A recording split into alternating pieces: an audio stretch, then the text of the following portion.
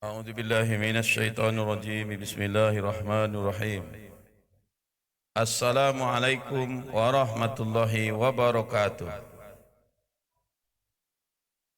الحمد لله وشكر الله على نعمة الله أشهد أن لا إله إلا الله وحده لا شريك له وأشهد أن محمدا عبده ورسوله اللهم صل على سيدنا محمد وعلى آله وصحبه أجمعين Rabbi israh li sadri wa yassir li amri wahlul 'uqdatam min lisani yafqahu qawli. Kaum muslimin wal muslimat sidang salat zuhur jamaah Masjid Paripurna Raudhatus Shalihin rahimakumullah. Mari kita bersyukur kepada Allah Subhanahu wa taala. Hari ini kita masih diberikan kesempatan oleh Allah untuk melaksanakan segala rangkaian ibadah. Mudah-mudahan segala rangkaian ibadah yang kita lakukan detik ini diterima oleh Allah Subhanahu wa taala dan diberikan pahala yang berlipat ganda. Amin ya rabbal alamin. Kepada baginda Nabi Muhammad sallallahu alaihi wasallam kita sampaikan salawat. Allahumma salli ala sayyidina Muhammad wa ala ali sayyidina Muhammad. Assalamu alayka ya Rasulullah. Kaum muslimin wal muslimat sidang salat zuhur jemaah Masjid Paripurna Raudhatus Shalihin rahimakumullah. Hari ini alhamdulillah kita merayakan hari kemerdekaan negara Republik Indonesia yang ke-81 tahun. Alhamdulillah nikmat sudah kita rasakan. Tapi nikmat yang paling besar bagi orang Islam adalah kita bebas saat ini azan berkumandang. Itu adalah nikmat terbesar. Lalu bebas membangun masjid. Itu adalah nikmat besar. Lalu bebas kita membaca Al-Quran. Itu adalah nikmat terbesar. Lalu kita bebas menjalankan syariat agama Islam ini. Sampai saat sekarang ini kita bebas tanpa tekanan, intimidasi untuk melaksanakan segala aktivitas rangkaian ibadah umat Islam. Itu adalah nikmat terbesar. Sampai saat ini kemerdekaan 81 tahun kita masih menikmatinya. Kaum muslimin, muslimat sedang salat zuhur rahimakumullah. Lalu bagaimana memaknai kemerdekaan Republik Indonesia ini yang ke-81 ini? Kaum muslimin rahimakumullah, perjuangan dari nenek moyang kita memperjuangkan negara Republik Indonesia ini menjadi merdeka. Mereka berkorban nyawa, harta dan lain sebagainya. Bahkan mereka tidak menikmati hari kemerdekaan seperti yang kita nikmati hari ini. Karena mereka mempunyai niat. Dengan niat, keinginan yang luhur. Mereka berjuang, bersatu untuk meraih kemerdekaan bangsa rakyat Indonesia. Kaum muslimin rahimakumullah, di sini ada kata dengan keinginan yang luhur. Itu termaktub dalam Undang-Undang Dasar 1945. Dengan keinginan yang luhur. Artinya nenek moyang kita, para pejuang, para pahlawan yang memperjuangkan kemerdekaan kita ini, mereka tidak ada keinginan yang lain-lain. Mereka tidak ada keinginan untuk menguasai satu kelompok. Mereka tidak mempunyai keinginan untuk mencari kekayaan. Mereka tidak punya keinginan dengan nanti merdekanya bisa menguasai seluruh yang ada di bangsa di negara kita ini. Enggak ada. Keinginannya cuma satu, yaitu keinginan yang luhur. Apa itu keinginan yang luhur? Merdeka untuk generasi penerus dari anak cucu mereka. Menjadikan negara ini negara yang bebas tanpa ada tekanan dari negara lain dan bisa melaksanakan seluruh rangkaian-rangkaian kenegaraan dengan bebas tanpa ada tekanan.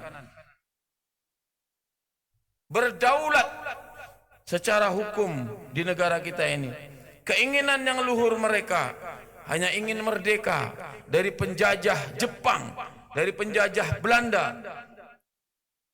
Sehingga dengan keinginan yang luhur itu Allah berikan rahmat kepada bangsa negara kita ini.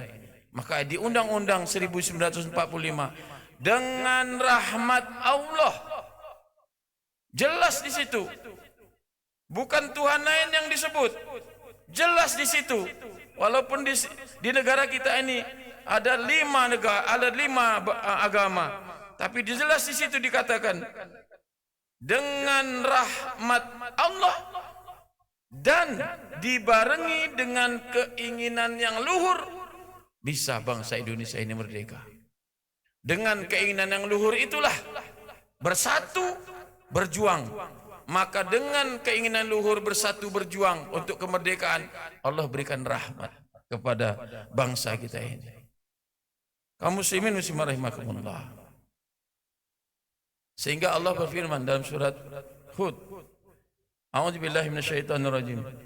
Walau anna ahlal qura amanu wattaqau la fatahna alaihim barakatim minas sama'i wal ard. Allah tegaskan di situ, jika penduduk suatu negeri beriman, bertakwa, maka Allah akan berikan berkah rahmat dari langit dan bumi untuk bangsa kita ini. Dan itu terbukti. Bagaimana kita mau mengalahkan tank baja dengan senjata otomatis yang luar biasa yang dimiliki oleh Jepang dan Belanda? Dalam sejarah kita hanya punya bambu runcing yang dibuat monumen-monumen. Itu nyata. Kita hanya punya bambu runcing, saudaraku. Melawan tank baja, melawan senjata otomatis.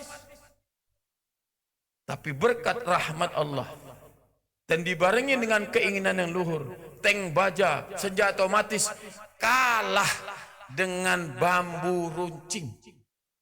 Kalah. Coba bandingkan. Kalau tidak dengan kekuasaan Allah Subhanahu wa taala, tidak akan menang melawan penjajah yang teknologinya lebih tinggi. Itu suatu karomah, keberkahan dari para pejuang.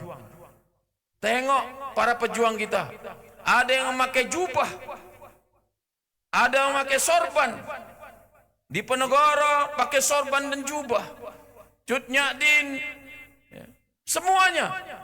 Mereka pemimpin-pemimpin agama yang diberikan keberkahan oleh Allah karena punya keinginan yang luhur untuk membebaskan bangsa kita ini dari penjajahan.